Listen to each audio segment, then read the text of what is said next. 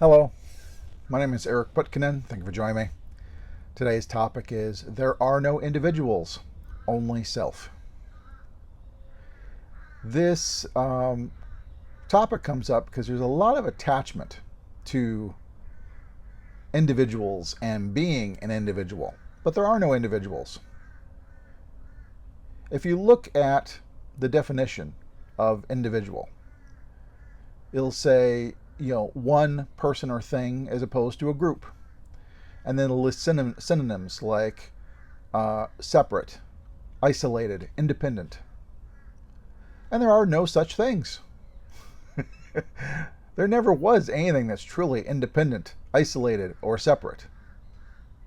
It is imagined that things may be separate, independent, or isolated, but they aren't. Take the pando. I talked about this before, but it's a huge, forest per se in Utah, and you'll see acres and acres of these aspens. And as you look at it, how many individual trees do you see? And you may say, well, I see many, tens in the photo. There's probably hundreds behind it. There's thousands. It's acres. But that is only because you're only seeing as far as the surface of the ground. You don't see what's really going on. And the pando is actually one of the world's largest organisms. There's only one common root structure.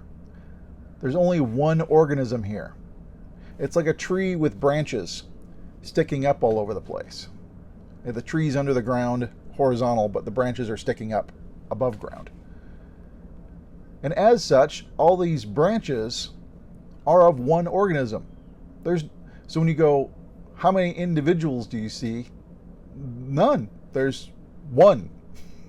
One is all you see.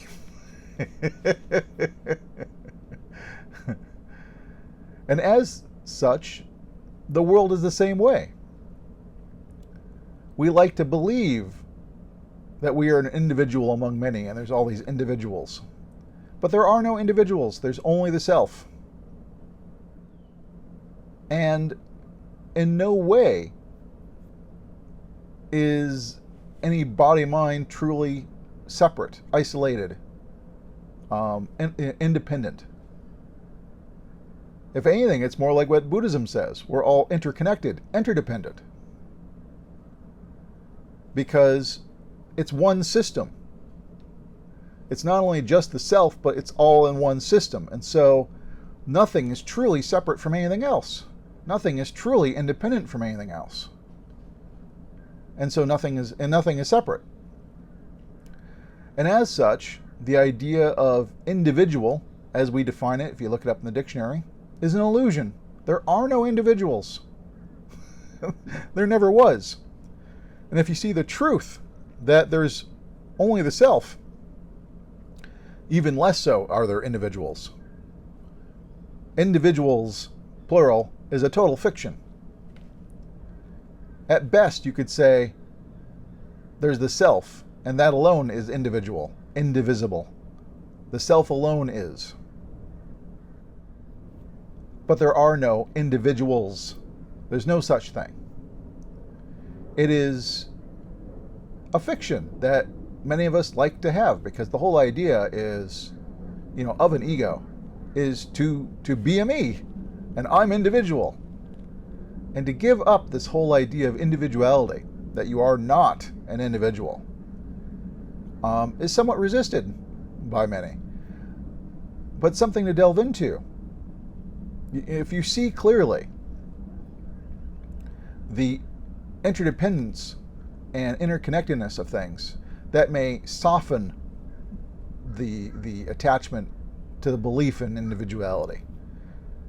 But upon enlightenment and awakening, liberation, self-realization, pick your term, it'll be seen clearly that individuals do not exist at all.